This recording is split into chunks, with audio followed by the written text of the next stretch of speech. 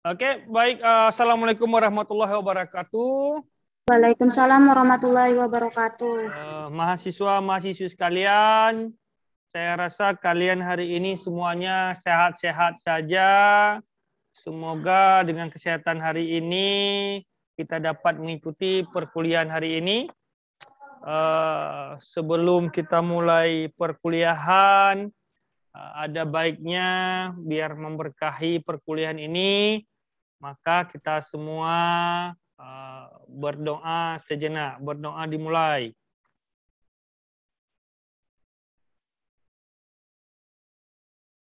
Oke, doa selesai. Baik ya, ini untuk suara saya dengar semua. Boy Manurung, dengar? Dengar. Oke, baik. Kalau dengar. Perkuliahan kita hari ini yaitu kita akan coba sama-sama akan melihat bagaimana sistem penyimpanan arsip. Nah, ini tujuan pembelajaran yang akan kita capai untuk hari ini, di mana kita harapkan dengan materi hari ini mahasiswa itu mampu memilih sistem kearsipan yang sesuai. Itu harapan kita yang pertama. Harapan kita yang kedua yaitu mahasiswa itu mampu membedakan sistem kearsipan yang sesuai. Yang selanjutnya yang kita harapkan itu mahasiswa mampu menggunakan sistem kearsipan yang sesuai. Selanjutnya kita harapkan juga mahasiswa mampu membedakan sistem kearsipan yang sesuai. Dan yang terakhir adalah kita harapkan mahasiswa dengan mengikuti perkuliahan hari ini dapat mampu membedakan sistem kearsipan yang sesuai. Ini yang menjadi target atau tujuan pembelajaran yang kita rencanakan hari ini sesuai dengan rencana pembelajaran semester. Materi ini semua sudah saya ramu dalam bentuk YouTube. Nah, nanti bisa diakses dengan link yang kami berikan. Mahasiswa bisa mempelajarinya, bisa mengulang kajinya. Nanti pada saat tidak memahami dari pemaparan hari ini yang saya uraikan, itu bisa dibuka kembali di YouTube, di kanal YouTube yang saya coba share. Linknya itu nanti coba dilihat-lihatlah biar menjadi referensi penambahan pengetahuannya. Oke, mahasiswa sekalian, bercerita kearsipan itu adalah suatu kegiatan yang siapa saja bisa melakukan. Sebelum kita masuk ke substansi perkuliahan hari ini, saya ada sedikit cerita lah yang mungkin bisa diambil simpulan nanti. Nah, pada Idul Fitri yang lalu, saya pulang kampung. Nah, menjumpai nenek lah biasa karena kita lebaran. Lalu sambil ngopi, ngeteh sama di rumah nenek, terbesit di pikiran saya untuk menanyakan sesuatu. Nah, saya tanyakan ke beliau, Nek, kira-kira mama saya, nenek itu kapan sih lahirnya? Nah, gitu saya tanya. Lalu beliau berpikir, waduh, manalah nenek ingat, katanya seperti itu. Akan tetapi mamanya nenek dulu pernah kasih tahu bahwa kalau nenek itu lahir, menurut keterangan mamanya itu waktu mau gerhana bulan. Wah, kan seperti itu. Pas mulai mau gelap-gelapnya langit, nenek lahir. Nah, oh seperti itu ya, Nek? Iya, seperti itu nampaknya ya. Yang nenek ingat waktu gerhana bulan tempo hari. Oh. Nah, kalau demikian, Nek, mama saya kapan sih lahirnya? Nah, saya coba nanya kembali. Oh, kalau itu juga nenek nggak ingat. Tapi gini aja lah. Coba kamu ke dapur rumah nenek. Katanya gitu. Coba kamu ke dapur rumah nenek, Kamu lihat aja lah tuh di dinding kayunya dapur nenek. Itu ada nenek tulis di sana. Tapi nenek nggak ingat betul juga itu kapan. Tapi ada nenek tulis tuh di dapur, dinding dapur nenek itu. Duh gitu nek. Ya udah nenek tulis. Oke. Dari cerita kecil ini, saya terus coba mencari pemahaman tentang pola pengingatan nenek saya itu. Nah, selanjutnya saya mohon pamit, Nek. Ya udahlah, Nek. Rudi pulangnya dulu. Ya, salaman. Lalu saya bersilaturahmi ke rumah orang tua saya. Saya tanya sama ayah saya, ya, saya itu kapan sih lahir? Oh, gitu saya tanya. Lalu ayah berpikir, untuk apa? Ya perlulah ya. Kapan Rudi lahir? Oh, pergi aja tuh buka lemari bapak tuh ada tuh di kakak tuh ada tuh. Nah, di kakak sudah terbuat itu semua. Oh ya, iya ada di kakak tuh udah dikasih sama Pak Geci katanya gitu. Lalu saya lihat, oh iya ya, padahal saya tahu kapan tanggal lahir saya, tapi saya cuma coba ingin memotret realita pemahaman orang tua saya. Selanjutnya, setelah saya bersilaturahmi, saya pulang ke rumah, saya jumpai anak saya. Abang, saya tanya, abang ingat nggak kapan abang lahir? Nah, pada anak saya yang paling tua saya tanya. Dijawab sama anak saya yang paling gede, alah Abi, apa Abi tanya-tanya, malu Arsi. Iya, kapan anak Abi lahir? Saya tanya gitu. Alah Abi, nanti tuh kawan-kawan Arsi itu akan ingatkan di Facebook. Oh, dia bilang gitu. Nanti diingatkan di Facebook, Bi, diingatkan di WA, selamat ulang tahun, seperti itu, Bi. Oh ya, seperti itu. Iya, Bi. Oke. Nah, itulah sekecil potret sistem pengingatan yang dilakukan oleh manusia terhadap identitas pribadi masing-masing. Di mana pada setiap generasi itu ada perbedaan, pergeseran cara mengingat dan berpikir. Kan seperti itu. Kira-kira lah, kalau menurut Nurainun Pakpahan, apa sih yang bisa kita ambil dari cerita itu? Silakan Nurainun. Kalau di zaman nenek-nenek kita yang udah lalu itu, kita menyangkut pautkan dengan alam sekitar seperti gunung meletus. Nah, makanya orang-orang zaman dulu tuh mau ngasih nama mungkin gunung seperti itu, Pak. Kalau di zaman sekarang kan anak-anak zaman sekarang teknologinya lebih maju, kayak Facebook gitu. Kita ulang tahun udah diperjelas kita selamat ulang tahun. Nah, seperti itu mungkin, Pak. Iya. Oke. Fatin, bagaimana pemahaman kamu tentang cerita tadi?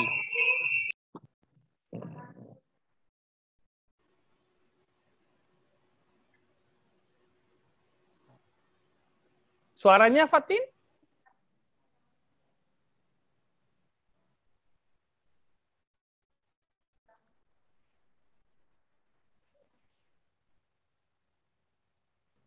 Oke, atau saya minta Rauzatul Makfirah. Silakan. Apa Rauzatul Makfirah pahami dari cerita saya bilang tadi? Menurut saya itu adalah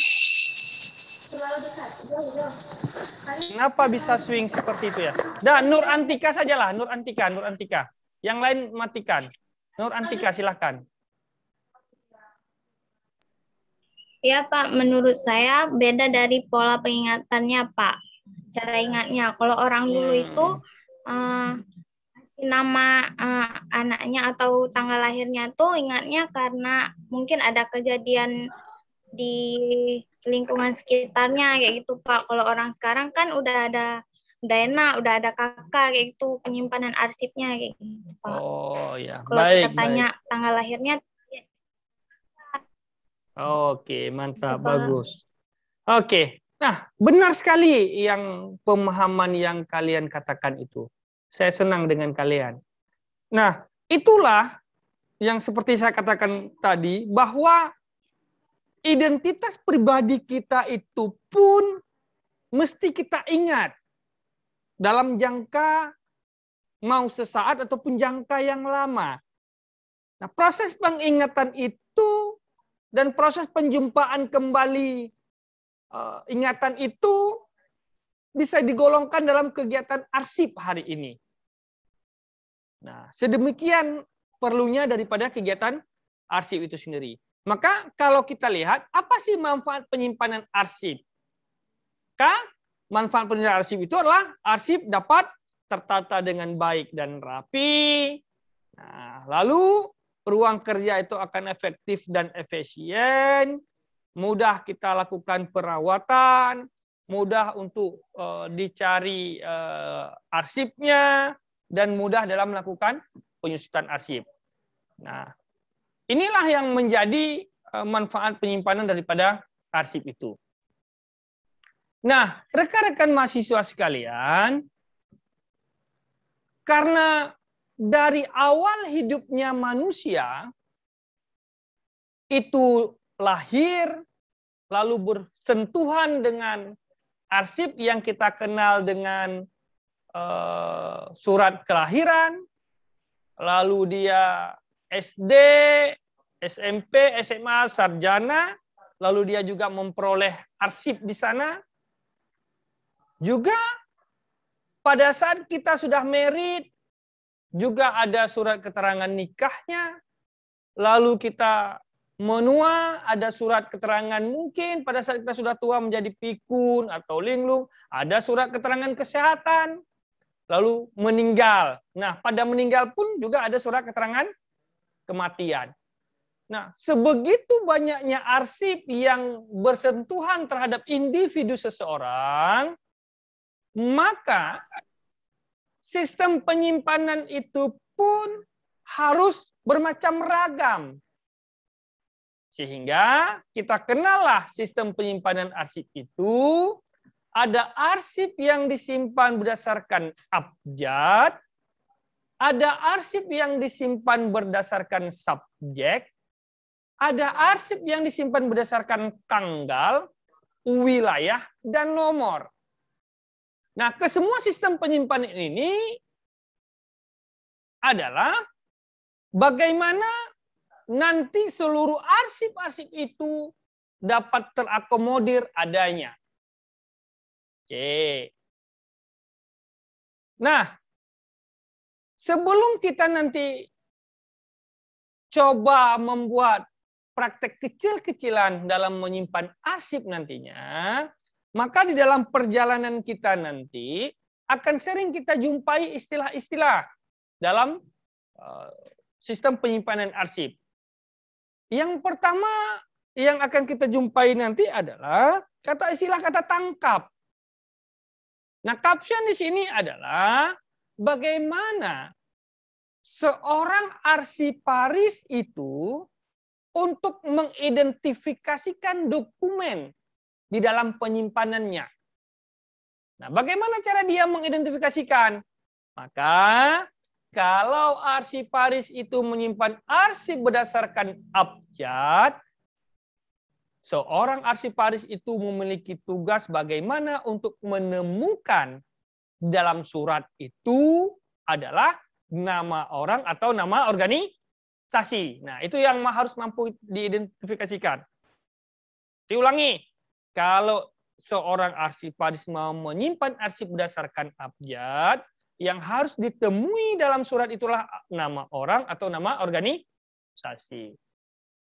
Yang kedua, kata tangkap itu juga apabila seorang arsiparis ingin menyimpan arsip tersebut dalam sistem subjek, maka yang mesti ditemui dalam surat itu adalah masalah, perihal, atau isi surat. Saya yakinlah mahasiswa sekalian paham betul tentang tata persuratan. Mungkin bahasa Indonesia sudah dilewati itu dengan nilai yang baik. Nah, pasti pahamlah mana yang menjadi masalah dalam surat, perihal dalam surat atau isi dalam surat itu. Nah, selanjutnya apabila seorang arsiparis itu ingin menyimpan arsip berdasarkan tanggal, maka caption yang mesti dia dapatkan dalam surat itu adalah tanggal daripada surat itu dilihat. Begitu juga dengan sistem wilayah. Yang mesti dia dapatkan adalah di mana asal surat yang dilahirkan itu. Nah, ini yang harus diingat, ya, nggak boleh dilupakan. Dan karena kalau nggak mengerti cara mengcaption dalam sebuah surat nanti, ditakutkan nanti kita tidak bisa melakukan langkah tahapan selanjutnya di dalam menyimpan sebuah arsip. Nah, oke, Nur Atika paham ya? Paham, Pak. Oke, baik. Kita lanjut. Nah, setelah kita pahami tentang bagaimana cara memperoleh kata tangkap dalam sebuah, kita identifikasikan sebuah surat, maka langkah yang kita lakukan selanjutnya adalah bagaimana kita melakukan indeks pada surat. Nah, indeks adalah suatu kegiatan untuk menentukan tanda pengenal arsip agar memudahkan penemuan kembali. Nah, indeks itu sendiri diambil dari hasil caption yang kita tangkap tadi. Nah, ulangi kembali, kalau kita mau menyimpan arsip berdasarkan abjad, maka kata tangkap yang mesti kita dapatkan adalah nama orang atau nama organisasi. Nah, setelah kita memahami bagaimana cara mengindeks, cara bagaimana mengindeks nantilah kita coba praktek. Caranya mengkode. Nah, mengkode yaitu tanda-tanda tertentu sebagai pengenal arsip yang diperoleh dari hasil indeks dan klasifikasi. Nah, makanya di tahapan pertama kita harus tahu kata tangkapnya apa. Setelah kita tahu kata tangkapnya apa, kalau kita indeks, baru kita peroleh kode-kode daripada surat itu dari hasil daftar klasifikasi yang kita buat. Nah, daftar klasifikasi apa itu? Yaitu daftar yang berisi tentang pengelompokan arsip, baik nanti dikelompokkan berdasarkan abjad, masalah, wilayah, nomor, ataupun tanggal. Nah, oke. Nah, untuk hari ini, saya hanya fokus kepada satu sistem penyimpanan sajalah. Nanti di pertemuan kali yang lain, sama-sama kita akan coba melihat bagaimana menyimpan arsip berdasarkan subjek, tanggal, wilayah, dan nomor. Nah, sistem abjad adalah suatu sistem penyimpanan dan penemuan kembali arsip yang disusun berdasarkan pengelompokan nama orang, badan, atau organisasi yang disusun berdasarkan abjad. Nah, dari kesemua sistem penyimpanan tadi, yang banyak dipakai oleh organisasi pemerintahan atau oleh swasta, itu adalah sistem penyimpanan abjad. Mengapa demikian?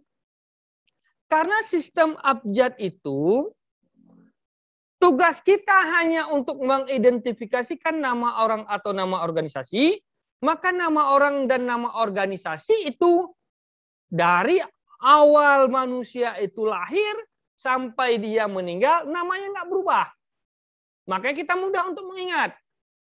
Ada nama Fatin Syakila. Nah, lahir dia namanya Fatin Syakila. Hari ini juga tetap Fatin Syakila. Padahal Fatin Syakila hari ini sudah berumur 20 tahun katakanlah. Nah, nama itu kan nggak akan pernah kita lupakan. Makanya orang ramai memakai sistem abjad karena pada saat mau mengidentifikasikan surat yang mau kita cari, kita hanya tinggal menanyakan, Bapak, Ibu, siapa namanya? Atau Bapak, Ibu dari instansi mana? Nah, selesai. Cukup sederhana dalam mengidentifikasikan surat yang kita simpan tadi. Kira-kira di sini ada yang kurang paham? Lanjut. Oke, baik. Dalam penyimpanan nantinya, pastilah seorang arsiparis akan dibantu oleh alat dukung penyimpanan arsip. Yang kita dengar, yang kita kenal dengan alat-alat penyimpanan arsip. Nah, ini kalau kalian sering ke kantor-kantor pemerintahan atau dimanapun, sering kalian jumpai. Yang pertama ada filing cabinet. Ada tempat penampungan daripada arsip. Ada GAEC, yaitu pembatas antara satu kelompok arsip dengan kelompok yang lain. Nah, ada yang terakhir yaitu ada hanging folder, tempat untuk meletakkan surat yang berada di belakang GAEC, sehingga kode hanging folder didapat dari kode yang disediakan dari indeks. Nah, ini alat yang digunakan. Nah, khusus untuk filing kabinet, tidak boleh seorang arsiparis itu menggunakan laci, karena kan filing kabinet ada berapa laci biasanya? 4 atau 5 laci dia. Nah, kita belum boleh bisa menggunakan laci kedua pada saat laci pertama itu belum penuh. Makanya ada standar penyimpanan setiap laci.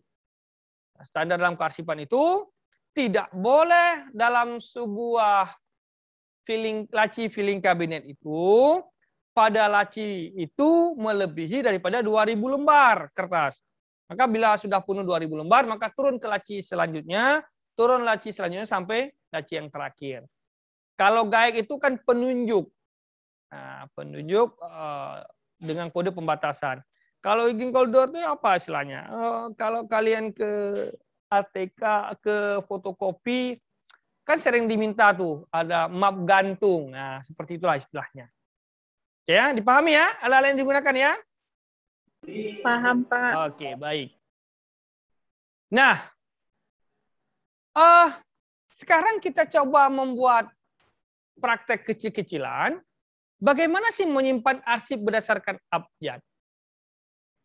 Langkah yang pertama adalah yaitu memeriksa berkas.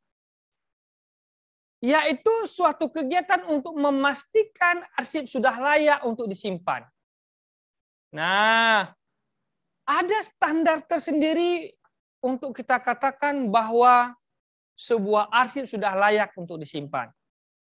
Kalau rekan-rekan mahasiswa baca pada buku Basir Bartos, di sana dikatakan bahwa arsip baru dikatakan arsip layak disimpan itu apabila sudah ada nilai guna Alfred. Nah, apa itu sih nilai guna Alfred? A itu adalah bernilai administrasi. Nah, kita pahami administrasi. Ramadhani apa sih? Paham nggak administrasi apa kira-kira? Ramadhani Rahma. Administrasi apa sih? Iya, Pak. Administrasi apa? Ya, apa, Pak? Administrasi apa sih pemahaman kamu?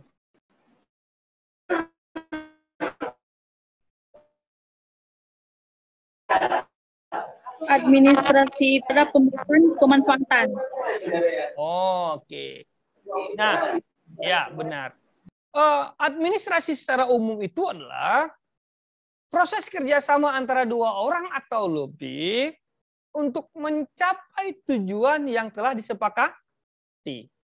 Nah, karena tadi dikatakan bahwa arsip baru layak disimpan apabila sudah ada nilai Alfred, yang pertama A, yaitu administrasi, berarti yakinkan bahwa surat itu ada proses kerjasama di dalamnya yang berhubungan dengan orang lain. Nah, kalau udah seperti itu layak untuk disimpan. Yang kedua, Alfred, habis AL, ada bernilai legal value, bernilai hukum. Nah, bagaimana sih yang dikatakan arsip bernilai hukum? Nah, karena ada surat-surat atau arsip-arsip itu yang memang tidak bernilai hukum. Nah, kalau yang bernilai hukum, kita contohkan apa ya? Kontrak kerja, ya seperti itu. Atau perjanjian. Nah, itu kan bernilai hukum. Karena pada saat seseorang itu bermasalah dengan keadaan yang disepakati, maka kontrak atau perjanjian tadi bisa menjadi landasan hukumnya.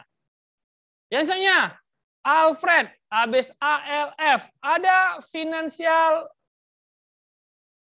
clue atau fiskal, bernilai keuangan. Nah, makanya semua dokumen yang berhubungan dengan keuangan itu wajib disimpan. Nah, yang selanjutnya ada bernilai riset, ada bernilai edukasi, ada bernilai dokumentasi. Nah, apabila sebuah surat itu telah mengandung nilai Alfred, maka itu sudah disimpan. Nah, kalau ada yang bertanya, Pak, apakah pada sebuah surat itu harus bernilai Alfred semuanya baru boleh disimpan? Tidak. Apabila ada salah satu nilai daripada Alfred itu sudah layak untuk disimpan. Nah, itu cara memeriksa berkas. Yang kedua, mengindeks. Bagaimana sih cara mengindeks? Mengindeks adalah dalam mengindeks sistem abjad, yang diindeks itu adalah nama orang atau nama organisasi. Nah, kita coba buat contohnya lah. Oke, saya buat contohnya dulu.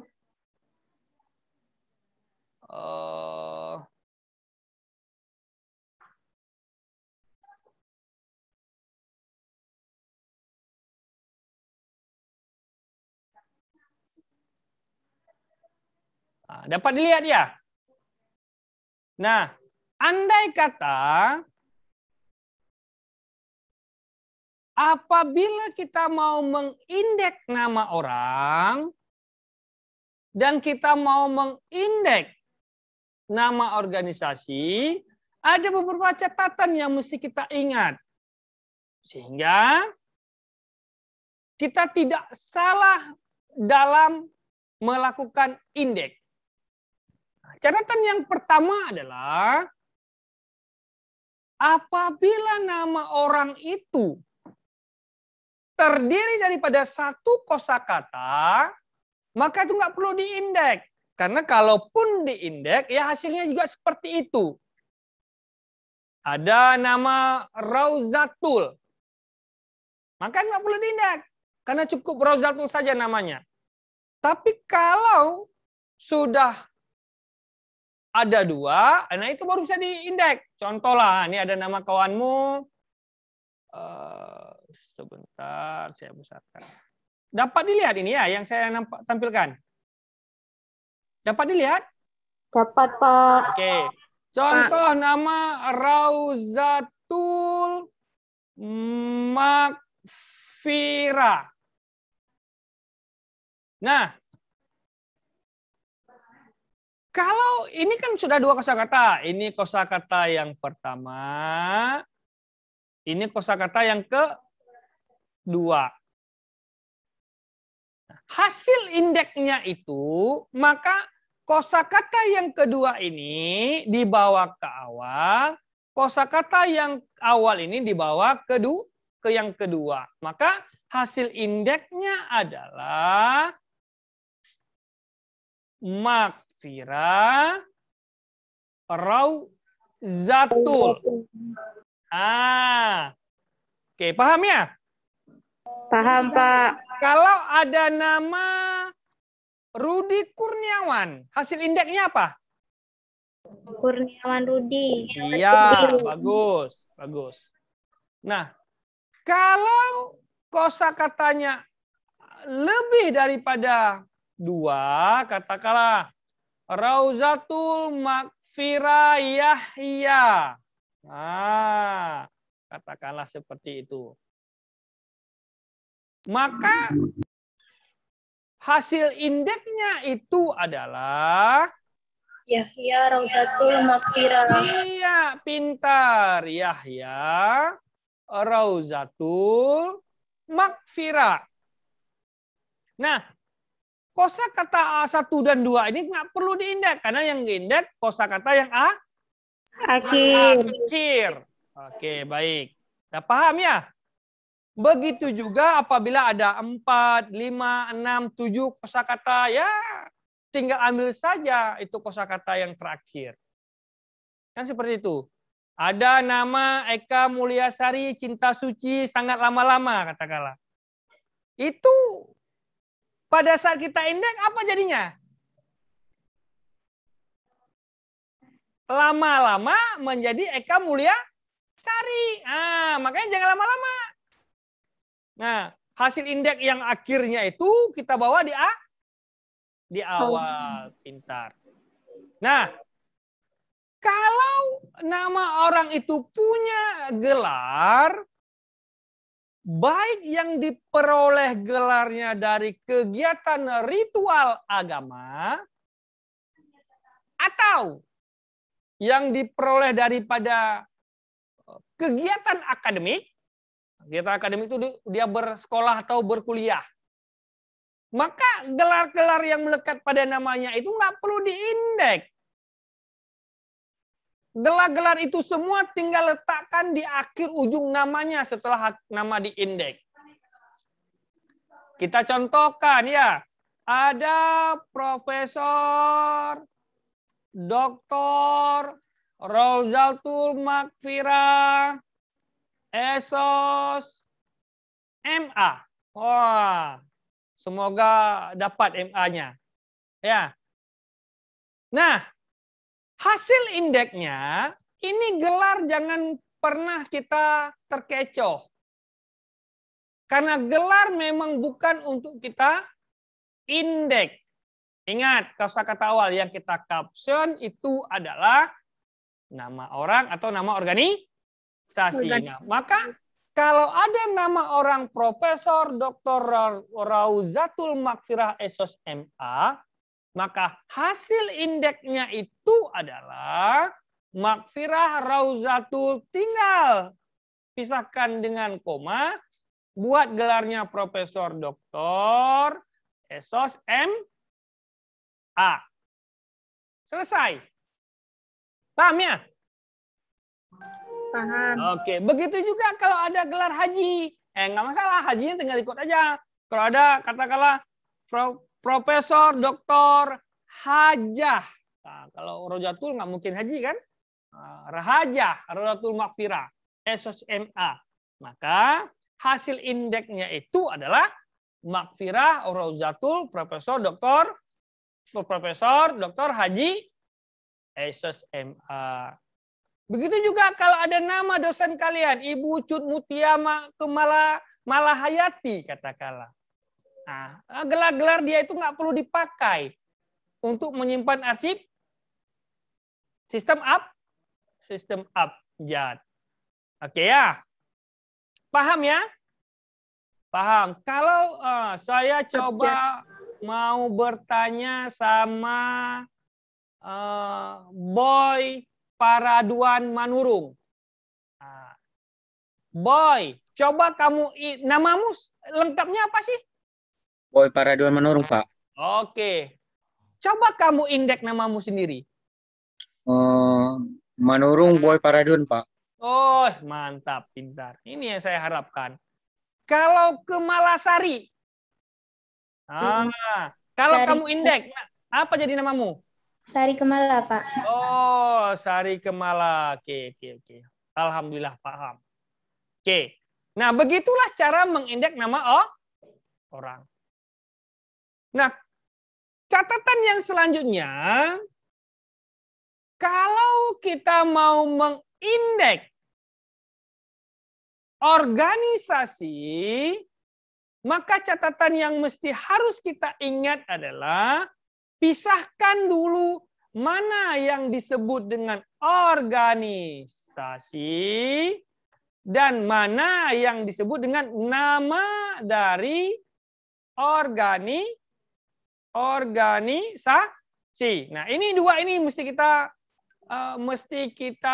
apa istilahnya? Mesti kita pisahkan perbedaannya.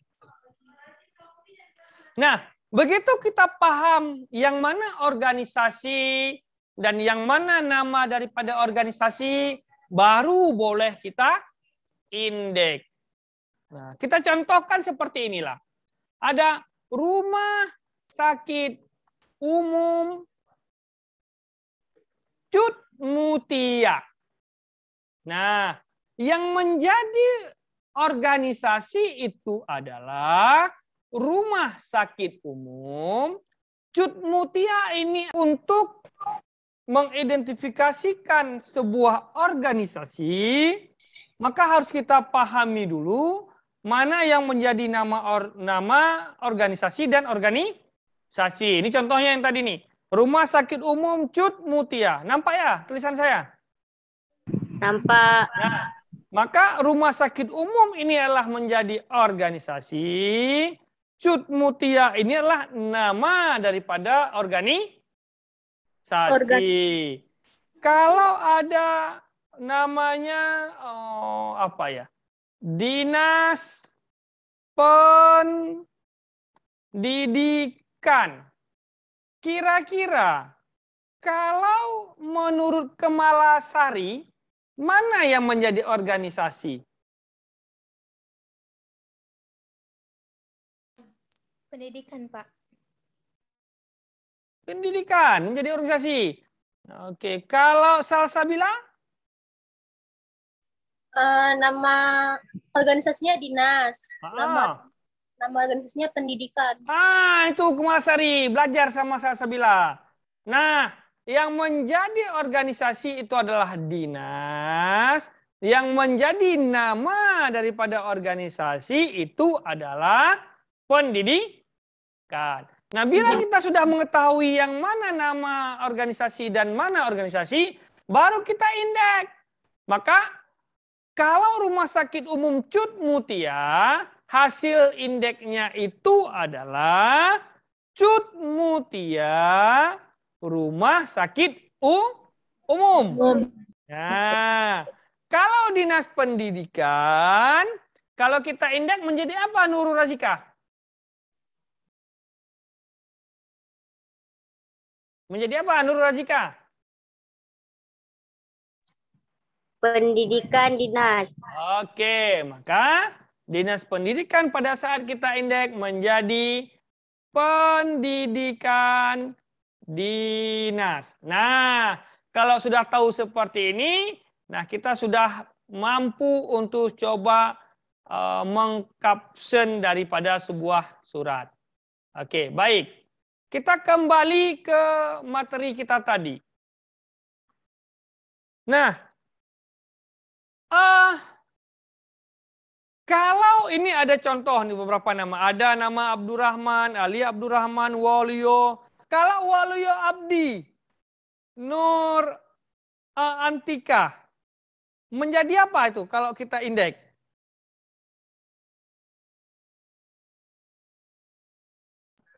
Abdi Waluyo. Oke, mantap. Kalau Gunawan Budianto, kira-kira menjadi apa itu Fatuliza? Budianto Gunawan. Nah seperti itulah lanjutnya. Seperti Alia Mita Cahaya, maka akan menjadi Mita Cahaya Ali Cahaya Alia Mita. Nah seperti itu. Nah inilah surat-surat yang masuk yang coba kita indeks nantinya. Yang pertama ada surat Dr. Andes Januar Abidin. Maka begitu ke indeks menjadi Abidin, Januar Dr. Andes, ada Irdan Batubara. Maka begitu kita indeks menjadi Batubara Irdan. Ini hasil indeks yang kita pelajari tadi.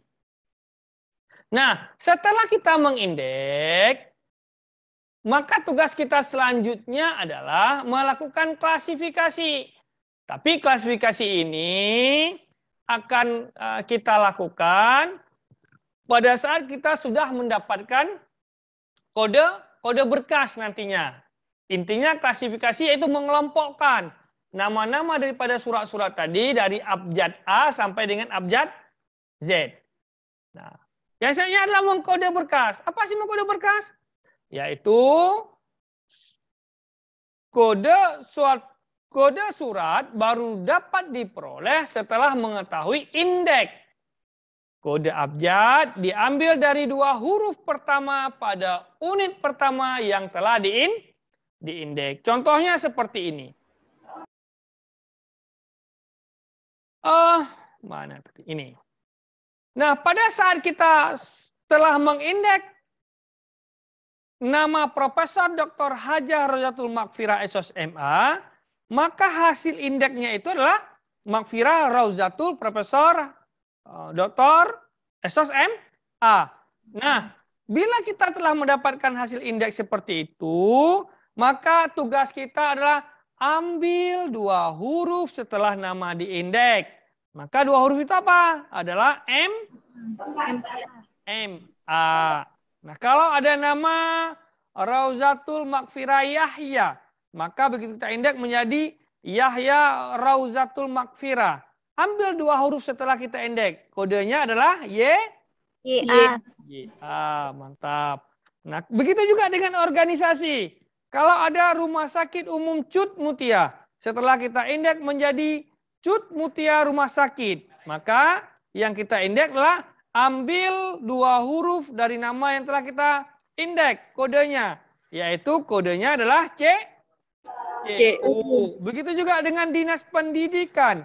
Begitu kita indeks menjadi Pendidikan Dinas, maka ambil 2 huruf setelah kita indeks. Yang berkode adalah PE.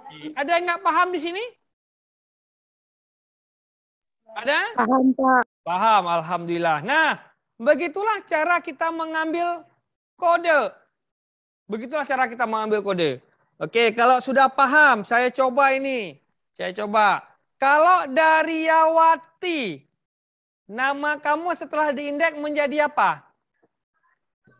Nggak perlu diindeks ya, Pak. Kalau diindeks tetap menjadi? Daryawati, oke. Kode namamu apa? DA. Oh, oke, mantap, pintar. Kalau Nurainun Papahan, nah kalau diindeks menjadi apa? Papahan Nurainun. Oh iya, kodemu apa? PA, Pak. Nah, bukan NU. Nah, PA. Nah, kalau Rauzatul Maghfirah? MA, Pak. MA, oke. Kalau Kemalasari? KS, Kak. KS, ya pintar kamu ya. Belajar lagi ya. Tua, bahagia. Kemalasari, KS. Kayak mana dapat KS? Coba cerita ke saya. Namamu apa? Kak. Hah? Namamu apa dulu? Nama. Kemalasari, Pak. Kemalasari. Kalau kita indeks menjadi apa? Sari Kemala. Nah, ambil 2 huruf setelah nama diindeks. Hasil indeksnya apa? Sari Kemala. Oke. Apa kode yang didapatkan? SA. Gitu. Kalau Sinta Mulyawati? Indeksnya apa indeksnya? Apa, Pak? Kalau di indeks kayak mana jadi namamu? Mulyawati Sinta, Pak. Oke. Kodenya? MU. Oke, pintar.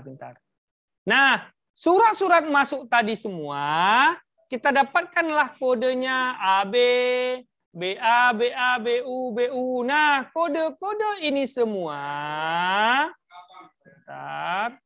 Nah, kode-kode ini semua itu kita coba buat daftar klasifikasi.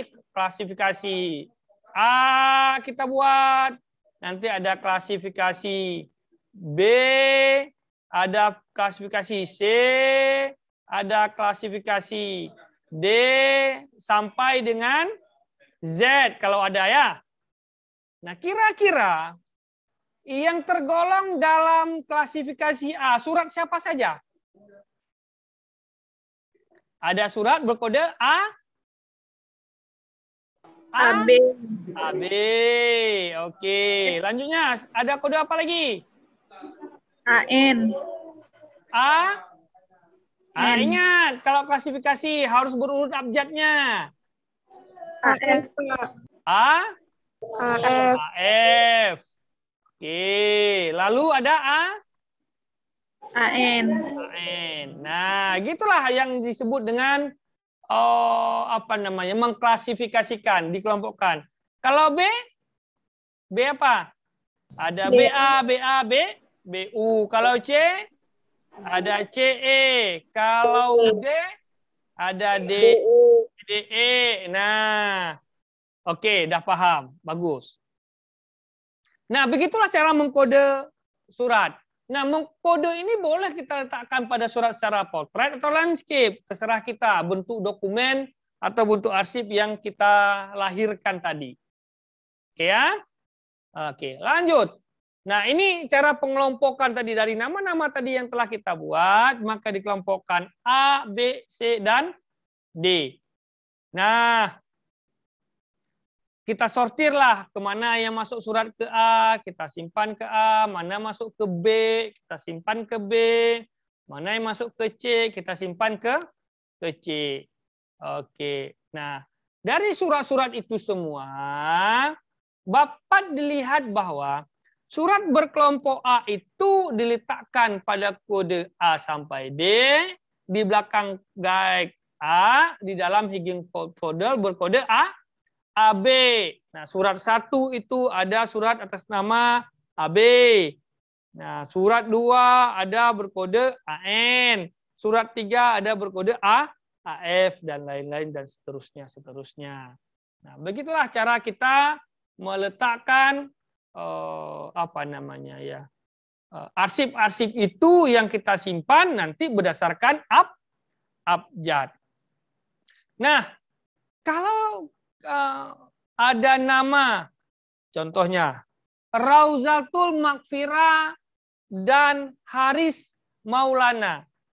Kira-kira Haris Maulana Saputra kode suratmu apa? HMS ya. HMS. HMS ya, pintar kamu. HMS. Kayak mana cara dapatnya? Haris? Dari nama Haris Maulana Saputra. Oh ya, nanti belajar lagi nanti. Kalau ada nama Fatin Sakila dan Rauzatul Maghfirah. Fatin, kodemu apa? SA, Pak. SA. Kalau Rauzatul? MA, Pak. MA. Nah, kalau surat kalian berdua masuk pada tanggal yang sama, maka kode laci kalian itu kode apa? Nah, paham? Oke, kita buat simulasi. Nah, oke.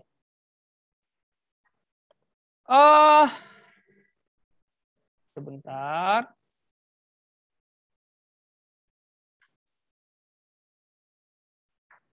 Nah, oke, nampak ya?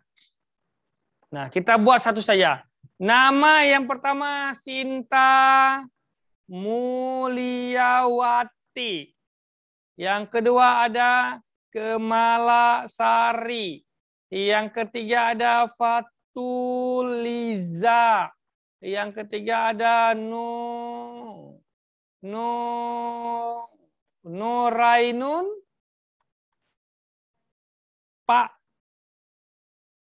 Pahan. Terus siapa lagi nih yang cowok? Yang mana nih yang cowok? Boy Paraduan Manurung. Oke. Kita katakanlah ada 5 surat masuk. Nah, tugas seorang arsiparis adalah kelima-lima surat ini harus kita simpan. Bagaimana cara kita simpan? Nah, kita lihat. Kita indeks dulu. Hasil kodenya namanya Mulyawati apa? MU. MU. Oke. Kalau Kemalasari? SA. Oke, mantap. Kalau apa tadi? Kalau Kumalasari apa tadi? SA. SA. Kalau Fatuliza? FA. FA. Kalau Nurainun? PA. PA. Kalau Boy? MA, Pak. MA. Nah, kan sudah kita dapatkan kode-kodenya. Ada kode MU, SA, FA, PA, dan MA. Tugas kita adalah membuat daftar klasifikasi, yaitu klasifikasi daripada huruf A sampai dengan huruf Z. Di sini huruf yang paling kecil apa ya? F. FA. Berarti ada kode indeksnya itu nanti F. Ya. Setelah ada F, apa lagi kodenya? Ada kode P. Terus ada kode M. Ada kode S. Nah, kode V sampai S ini akan menjadi kode laci atau kode filling kabinet. Berarti, ulangi, F sampai S menjadi kode laci. Nah, kita dapatkan sebenarnya kode GAEK. Berarti kode GAEK-nya ada kode GAEK atau pembatas F, adanya pembatas P dan M. P, ada pembatas M, dan ada pembatas S. Nah, gitu. Ya kan? Nah, ini adalah menjadi kode apa? Kode GAEK. GAEK. Yang terakhir kita mesti dapatkan kode apa? Kode Higgins Folder. Nah, kode Higgins folder tadi dari mana kita dapatkan? Nah, dari kode MU, SA, FA, PA, dan MA. Itulah kode-kode daripada Higgins folder atau map gantung. Nah, maka pada saat setelah kita lakukan seperti ini, jelas terus berarti filling kabinet kita itu adalah F sampai dengan S, GAEK-nya itu ada GAEK F, ada GAEK P, ada GAEK M, dan juga ada GAEK S. Nah, di setiap GAEK ini, maka F tadi nanti ada setelah F itu nanti ada suratnya FA, ya. Kalau P ada PA. Kalau M ada MU. Ya kan? Kalau S ada SA. Nah, seperti itulah sama halnya seperti kita coba menyimpan surat atas nama-nama yang kita sharing tadi. Nah, sehingga kode-kode surat tadi kita letakkan pada filling kabinet. Nah, mahasiswa-mahasiswi sekalian, inilah yang saya katakan tadi. A sampai D ini kita dapatkan dari daftar klasifikasi tadi. Nah, berarti di sini kan ada surat berkode A, berkode B, berkode C, dan berkode D. A sampai dengan D ini akan menjadi kode laci. Nah, kode GAEK-nya di mana kita dapatkan? Nah, kode GAEK ini ada kode GAEK A, ada kode GAEK B, ada kode GAEK C, ada kode GAEK D. Nah, setelah itu terakhir setelah ada kode laci kita dapatkan, kode gaek kita dapatkan, kita juga menemukan kode Higgins folder. Nah, kode Higgins folder ini apa tadi? Berarti daftar sesuai dengan daftar klasifikasi tadi. Yang surat diletakkan pada map gantung yang berkode A. Ada surat atas nama AB. Ada atas nama AF. Ada atas nama AN. Kan gitu, seperti itu. Nah, ada juga nanti yang berkode yang B. Yang B ini. Maka di belakang B itu ada kode BA. Ada kode BU. Nah, kenapa di sini di belakang kode BA ada beberapa 3 surat? Karena hasil indeks kita tadi, nama Irdan Batubara, nama Irdan Romula Batubara, dan Irfan Batubara menjadi satu kode BA. Nah, sudah kita dapatkan. Lalu yang selanjutnya, kita harus dapatkan kode daripada Higgins folder untuk kode GAEK C. Nah, kode GAEK C ini kita pahami tadi ada surat yang berkode CE atas nama Cempaka Apotik. Nah, kode Higgins folder yang terakhir tadi kita dapatkan itu adalah untuk kode GAEK atau pembatas D.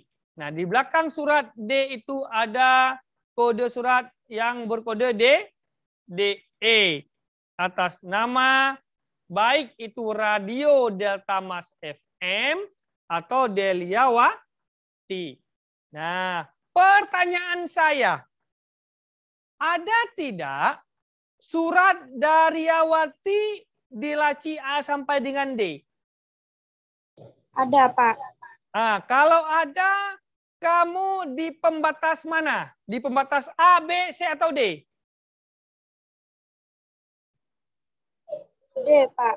D. Oke, mantap. Berarti kalau D, di sini ya. Oke. Nah, suratmu itu kodenya apa? DA. DA. Berarti setelah sebelum nama DE ini ada surat surat kamu di situ. Oke, pintar. Selanjutnya, saya tanya, Salsabila Safitri, ada nggak surat kamu di laci A sampai dengan D? Nggak ada, Pak. Kenapa nggak ada? Karena kodenya SY, berarti itunya S. Nah, Kak, berarti sudah paham semuanya. Rahmadani Rahma, ada nggak suratmu di sini? Nggak ada, Pak. Kenapa nggak ada? Karena ini cuma A sampai D. Kode saya R. Oh ya, pintar. Kak Nurul Razika, ada nggak suratmu di sini? Nggak ada, Pak. Kenapa nggak ada? Karena kode nama saya R. Oke, mantap. Berarti laci-laci kalian itu tidak ada di laci A sampai dengan D. Lanjut. Nah, setelah kita melakukan penyimpanan arsip seperti tadi, yang praktek secara sederhana, kan dah kita simpan nih surat di filing kabinet. Ternyata 10 tahun ke depan, datang balik Salsabila Safitri. Bu Nurul Razika, saya maulah surat saya yang tersimpan di kantor Anda. Nah, apa sikap yang mesti Nurul Razika lakukan? Nah, lihat ini, prosedur menemukan kembali arsip. Yang pertama yang mesti dilakukan itu adalah menentukan judul. Bagaimana menentukan judul? Kalau menyimpan arsip berdasarkan abjad. Apa yang kita caption tadi? Nama. Ya, nama. Kalau tadi yang datang adalah Salsabila Safitri, maka tanya sama dia, baik baik Ibu, biar saya dapatkan surat Ibu itu, nama Ibu siapa ya? Atau Ibu dari instansi mana ya? Lalu dijawab, oh saya Salsabila Sapitri. Nah, begitu kita pahami seperti itu namanya, langsung kita lakukan langkah yang kedua, yaitu mengindeks. Kita indeks. Berarti begitu kita indeks mendapat nama dia Salsabila Sapitri menjadi Sapitri Salsabila. Udah kita tahu seperti itu, lanjutnya kita menentukan kode. Kita pahami secara cepat bahwa nama Salsabila itu kodenya menjadi SY. SY. Oke. Selanjutnya, mencari arsip di tempat penyimpanan. Nah, karena tadi arsip sudah kita simpan di tempat penyimpanan, maka kita langsung Rahmadani bergegas masuk ke ruangan penyimpanan, lalu membuka filing kabinet yang berkode, kodenya apa? S, Pak. Berkode S, pintar. Jangan cari di kode R, nggak ada. Nah, ada. Kita langsung buka, mengambil arsip, dan memberikan kepada si peminjam. Nah, ini langkah yang terakhir. Saya rasa kalau itu langkah yang dilakukan, nggak sampailah 2 menit kita dapatkan. Kenapa? Memang ini secara praktek kita lakukan mungkin susah, tapi secara teoretik kita lakukan sangat susah, tapi pada saat praktek mudah. Kenapa? Karena telah tertanam di memori pikiran kita bagaimana cara kita mau menemukan kembali arsip. Kamu bilang Rahmadani minta surat. Pak, saya mau minta surat. Siapa namamu? Rahmadani. Langsung terpikiran di otak kita, ini Rahmadani pasti suratnya di laci R. Pasti di pembatasnya R. Pasti di hidung foldernya RA. Selesai. Ambil suratnya, kasih kepada si pemiliknya. Nah, inilah yang menjadi tema kita hari ini agar dapat dipahami oleh seluruh mahasiswa. Ini ada tugas, nanti dikumpulkan minggu depan. Coba semua mahasiswa-mahasiswa di sini jangan senyum begitu kasih tugas. Harus ceria. Jangan nangis. Seperti Nurul Razika senyum dia. Kenapa? Apapun soalnya dia sudah akan paham jawabannya. Karena dia sudah sangat mengerti. Saya senang seperti ini. Jangan merengut ya Boy ya. Kalau merengut susah Boy. Nah nanti coba minggu depan kalian kumpulkan. Andai katalah kalian itu disuruh oleh pimpinan untuk menyimpan arsip berdasarkan abjad. Arsip itu adalah 10 orang 10 orang dari dosen kalian. Nah, berarti kan kalau dosen kalian ada gelarnya tuh. Nah, ada 5 surat dari instansi pemerintah. Nah, dan ada 5 surat dari sahabat kalian. Berarti ada total 25 surat yang mesti kalian simpan. Nah, nanti coba kalian surat-surat masuk itu seperti yang telah kita lakukan tadi. Yang pertama, kalian tentukan dulu bahwa ini surat-surat layak atau enggak disimpan. Lalu diindeks namanya. Setelah diindeks, yang pertama di caption. Setelah di caption diindeks. Setelah diindeks diambil kodenya. Lalu kodenya itu diletakkan secara potret atau landscape terserah. Lalu diletakkan kode itu pada surat, lalu diletakkan pada filing kabinet dari hasil kode-kode nama tadi, dari hasil daftar klasifikasi, dari yang ada 25 ini. Nanti kalian dapatkanlah, pasti kalian dapatkan itu semua. Saya rasa ini tugas kalian untuk kalian kumpul minggu depan. Saya rasa paham ya, inilah kesimpulan kita. Ya, kesimpulan kita seperti ini, saya rasa semua dapat memahaminya. Oke, untuk menutupi sesi hari ini, saya absen dulu lah. Ini ada berapa orang ini semua ini. Yang pertama, Alhani. Ada masuk? Nggak ada, Pak. Oke, baik. Nurul Razika. Hadir, Pak. Oke, Cutasya. Nggak ada, Pak. Oke, Nurul Musliana. Nggak ada, Pak. Oke. Poppy? Hadir, Pak. Oke. Antika? Saya, Pak. Iya. Tina? Tina? Nggak ada, Pak. Oke. Intan? Intan. Oke. Nurainul Pak Pahan? Hadir, Pak. Hadir. Daryawati?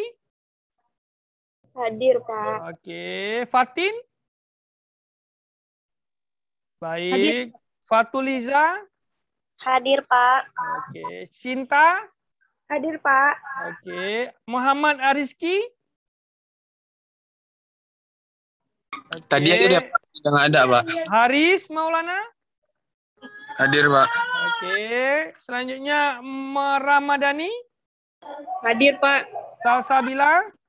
Hadir. Rauzatul Maghfirah? Hadir, Pak. Boy? Hadir, Pak. Reza? Nggak hadir, Pak. Oke. Kemalasari?